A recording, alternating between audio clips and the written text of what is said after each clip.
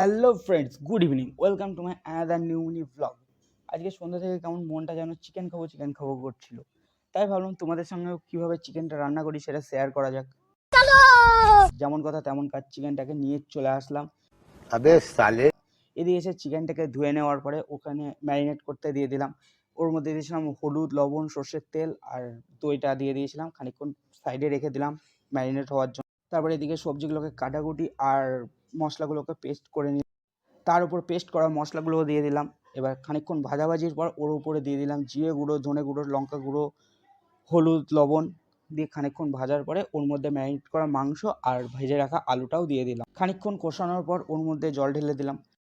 এদিকে মাংসটা ফোটানোর পর মাংসটা রেডি হয়ে গেছে। চলো খেতে বসা যাক।